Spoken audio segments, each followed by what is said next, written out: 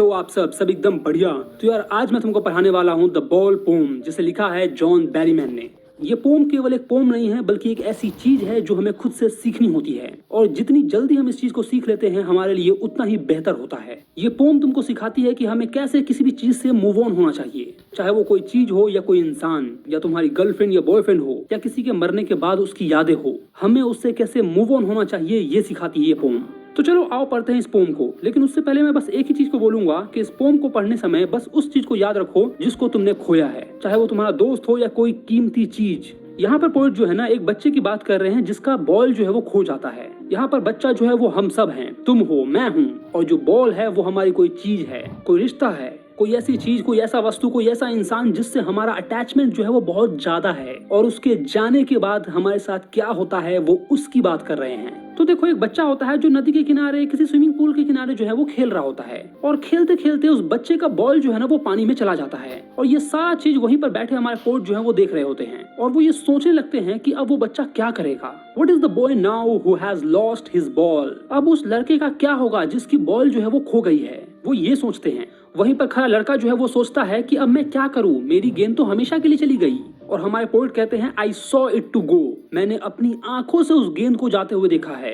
वो बॉल उछलते उछलते सड़क पर चली गई और फिर उछलते उछलते पानी में। क्या होगा उस बच्चे का जिसने इस बॉल को हमेशा के लिए खो दिया? पोएट ये सवाल हमसे कर रहे हैं कि क्या होगा उस बच्चे का, जरा बताओ। शायद तुम में से कुछ लोग फनी तरीके से बोलोगे, अरे क्या हुआ, एक बॉल चली गई तो दूसरा खरीद लेगा। तो पोएट तुमको बता रहे हैं कि नो यूज टू से oh there are other balls. दूसरी बॉल खरीद देंगे या दूसरी बॉल ले लेगा, ये कहने का यहाँ पर कोई सेंस नहीं है, कोई मतलब नहीं है। Because poet is not talking about the ball, poet is talking about the memories that he have with that ball. हमारे पोएट उस बॉल के बारे में बात नहीं कर रहे हैं, बल्कि उस बॉल से जुड़ी हुई यादों के बारे में बात कर रहे हैं। उस बच्चे का सिर्फ बॉल ही नहीं गया है पानी में, बल्कि उसके साथ उसकी यादें भी चली गई हमेशा के लिए।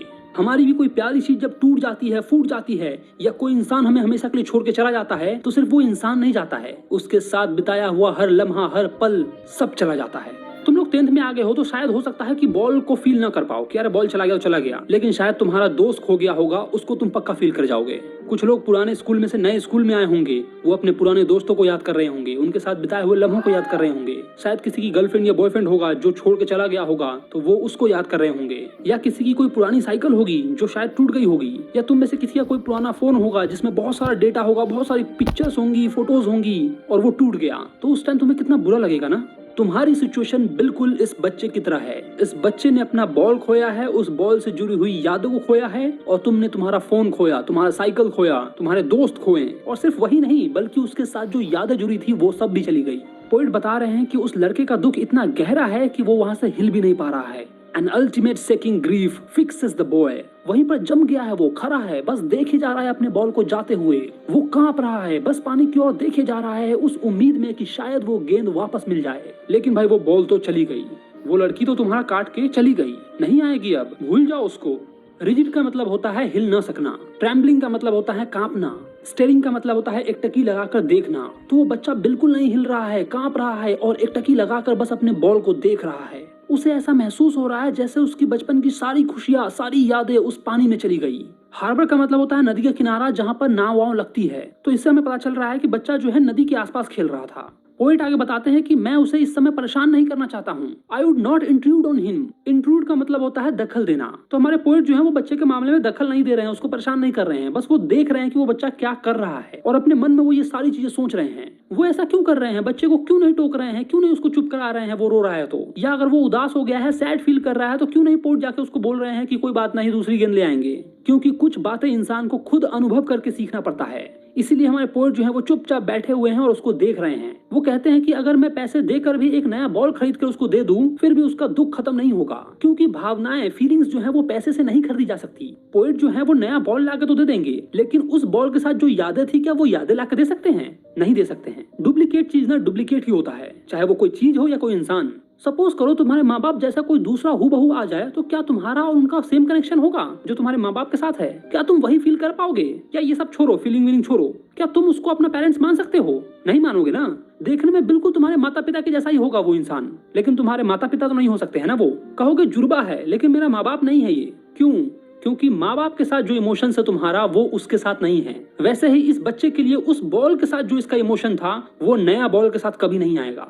पता नहीं उस बॉल के साथ उसने अपने दोस्तों के साथ कितनी बार खेला होगा। लड़कियां लोग, हो सकता है तुम्हारे बचपन की डॉल तुम्हारे घर में अभी भी सजा कर रखी हुई हो, तो उस डॉल के साथ जो तुम्हारा इमोशन है, क्या वो नया डॉल ला कर दे सकता है? नहीं दे सकता ना। लड़कों तुम, हो सकता है तुम्हारा बचपन का बैट जो है वो तुम्हारे घर में रखा हो सकता है तुम्हारी मम्मी उससे कपड़ा धो रही हो, लेकिन फिर भी उस बैट के साथ जो तुम्हारा इमोशन है, क्या वो नए बैट के साथ आ सकता है? नहीं आ सकता है ना। तो वही चीजें हो रही है यार यहाँ पर भी। आगे पॉइंट बताते हैं कि अब पहली बार ये लड़का जीवन का एक बहुत बड़ा सच्चाई समझ रहा है। Now he senses first responsibility. इसे पहली बार एक जिम्मेदारी का समझ आ रहा है। कौन सी जिम्मेदारी, कौन सी चीज की बात कर रहे हैं पॉइंट यहाँ पर? वो बता रहे हैं कि हम जिन चीजों को अपना समझते हैं वो हमेशा हमारे पास नहीं रहेगा। एक न एक दिन वो हमसे छिन जाएगा, चला जाएगा, हमसे दूर हो जाएगा। ये बात हमें समझनी पड़ेगी। यही हमें पॉइंट समझाने की कोशिश कर रहे हैं। ये लड़का जिसका बॉल खो गया है, ये तो बस एक उदाहरण है, एग्जाम्पल है, लेकिन पोर्ट जो है वो तुमसे, हमसे बात कर रहे हैं। इस लड़के के जरिए हमें सिखाना चाह रहे हैं। ये लड़का भी अपनी रिस्पॉन्सिबिलिटीज को समझ रहा है कि हर चीज को एक न एक दिन जाना ही है। People will take balls, ball will be always lost. Little boy, जीवन में बहुत सारे बॉल्स हम खरीदेंगे और बॉल्स जो है वो हमेशा ही खो जाएगा। मतलब जीवन में हर व्यक्ति को कभी न कभी कुछ न कुछ खोना पड़ता है। आज बॉल खो गई है, कल कोई और चीज खो जाएगी। यही जीवन का नियम है कि जो आज तुम्हारा है कल किसी और का होगा और परसों किसी और का। तो मत कर माया पे अहंकार। बच्चे का एग्जाम्पल लेके ना पोइट बड़ी गहरी गहरी बात कर रहे हैं भाई। और वो ये भी बता रहे हैं कि no one buys a ball back. जो बॉल खो जाएगी वो कोई और इंसान तुमको बॉल खरीद के नहीं दे सकता है। मतलब कुछ नुकसान ऐसे होते हैं जो जीवन में पैसे से वापस नहीं आ सकते हैं। जैसे किसी की डेथ हो जाती है, वो पैसे से वापस नहीं आ सकती है। तुम लाख पैसा खर्च करो लेकिन वो इंसान वापस नहीं आएगा। किसी के दादा दादी या फैमिली में कोई गुजर गया होगा, वो इस चीज को जरूर फील कर सकता है। यहाँ पर पोएट जो है ना वो डायरेक्टली इंसान की बात कर रहे हैं कि इंसान जो है वो मरने के बाद वापस नहीं आता है। कुछ रिश्ते टूट जाते हैं, वो पैसे से वापस नहीं जुटते। Money is external. पैसा केवल बाहरी चीज खरीद सकता है, लेकिन पैसा यादें, प्यार, भावनाएं ये सब वापस नहीं ला सकता है। आगे पोइट बता रहे हैं कि he is learning well behind his desperate eyes. कि भले ही वो लड़का जो है वो बाहर से काफी दुखी दिख रहा है, काफी डेस्परेट दिख रहा है, लेकिन अंदर से वो जिंदगी का सबसे महत्वपूर्ण चीज सीख रहा है। क्या सीख रहा है? किसी चीज को खोने का ज्ञान सीख रहा है। एपिस्टेमोलॉजी ऑफ लॉस सीख रहा है। इसका मतलब होता है खोने की समझ। किसी चीज को खोने की समझ सीख रहा है। वो ये सीख रहा है कि दुख मिलने के बाद दोबारा अपने पैरों पर कैसे खड़े हों। ब्रेकअप के बाद बहुत सारे लोग जो है वो डिप्रेस हो जाते हैं, उनको बिल्कुल अच्छा नहीं लगता है, और फिर धीरे धीरे वो इससे बाहर निकलता है। वो फिर से हिम्मत जुटाता है और खड़ा होना सीखता है। हम जब अपने माता पिता को या किसी ऐसे इंसान को खो देते हैं जिससे हम बहुत प्यार करते हैं, तो फिर हम बहुत ज्यादा अंदर से टूट जाते हैं, लेकिन हम भी वापस खड़े होते हैं, अपने कामकाज में लगते हैं। वैसे ही ये बच्चा भी सीख रहा है। ये वो सच्चाई है जो हर इंसान को अपने जीवन में कभी न कभी सीखना ही पड़ेगा। मैंने सीखा है, तुम भी सीखोगे, या शायद हो सकता है तुम में से बहुत सारे लोग सीख चुके होंगे। फीलिंग ऑफ लॉस, किसी चीज का, किसी इंसान का, किसी रिश्ते के खोने का क्या मतलब होता है वो सीखना। और कई बार हमें बार बार नुकसान झेलने के बाद भी हमें हिम्मत नहीं हारनी चाहिए, बल्कि हमें हर बार उठकर जिंदगी में आगे बढ़ना चाहिए। हो सकता है तुमने अपने क्लास 8 में, क्लास 9 में बहुत मेहनत की, लेकिन तुम्हारे अच्छे मार्क्स नहीं आए, और अब तुम सोच रहे होगे कि ये पढ़ाई लिखाई बहुत बकवास है, मेरे बस की बात नहीं है। लेकिन हिम्मत मत हारो, एक बार और ट्राई करो, फिर फेल हो जाओगे, फिर ट्राई करो। थॉमस एडिसन ने भी जब बल्ब का आविष्कार किया था तो वो 999 बार हारे थे, और 1000वें बार में जाकर वो सफल हुए थे। तो तुम क्यों हिम्मत हार रहे हो? अगर कोई चीज नहीं मिल रही है तो प्रयास करते रहो, एक दिन जरूर मिलेगी। मोटिवेशनल स्पीकर नहीं बन रहा हूँ, बल्कि सच्चाई बता रहा हूँ। दैट्स इट भाई, चैप्टर यहीं पे खत्म हो गया है। आई नो काफी ज्यादा इमोशनल हो गया, लेकिन ये आपको सिखाना काफी जरूरी था, ताकि तुम हिम्मत ना हारो। गर्लफ्रेंड या बॉयफ्रेंड तुम्हारा काट के चले जाए तो तुम टूटो ना, डिप्रेशन में ना जाओ, बल्कि फिर से खड़े हो जाओ और नई लड़की पटाओ। हैं? इतना टेंशन काहे लेते हो बे? मम्मी पापा के सामने देख रहे होगे तो वो तुमको मारेंगे ही कि ये कैसा मसला है, क्या क्या पढ़ा रहा है। लेकिन चीजें रियलिटी है भाई। चलो तो अब इसकी पोएटिक डिवाइसेस देख लेते हैं। सबसे पहला है सिंबोलिज्म। बॉल जो है वो मेमोरीज को सिंबलाइज कर रही है, यादों को सिंबलाइज कर रही है, चाइल्डहुड को सिंबलाइज कर रही है, हैप्पीनेस को सिंबलाइज कर रही है। कोई ऐसी चीज जिससे हम बहुत ज्यादा प्यार करते हैं उस चीज को सिंबलाइज कर रही है। और जो वाटर है वो लॉस को सिंबलाइज कर रही है, पैसेज ऑफ टाइम को सिंबलाइज कर रही है कि समय के साथ चीजें खो जाती है। दूसरा है रेपिटेशन, जिसके एग्जांपल है वॉट वॉट, बॉल्स बॉल्स। तीसरा और बहुत इंपॉर्टेंट, इमेजरी। पोएट जो है इस पोम में हमें काफी कुछ इमेजिन करवा रहे हैं, जैसे merely bouncing down the street, कि बॉल जो है वो उछलते उछलते सड़क पे चली गई और फिर उछलते उछलते पानी में। There it is in the water, वो देखो बॉल जो है वो पानी में है। As he stands rigid, trembling, staring down, वो इमेजिन करवा रहे हैं कैसे बच्चा जो है वो दुख के कारण एक जगह खड़ा है, कांप रहा है और टकटकी लगाकर अपने बॉल को जाते हुए देख रहा है। तुमने भी कोई ना कोई चीज को या कोई ना कोई इंसान को जरूर इमेजिन किया होगा अपने माइंड में जब तुम इस चैप्टर को पढ़ रहे थे।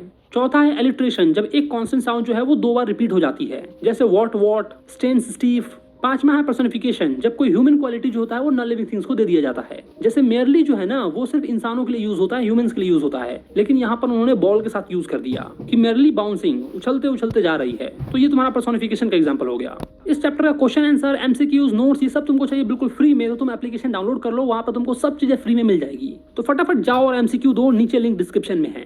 बाकी तुम्हारा सबसे प्यारा चीज क्या है वो तुम मुझे नीचे कमेंट करके बताओ। वीडियो अच्छा लगा हो तो वीडियो को लाइक करो। अगर अभी तक अपने भाई के चैनल को सब्सक्राइब नहीं किया तो क्या कर रहे हो भाई लोग?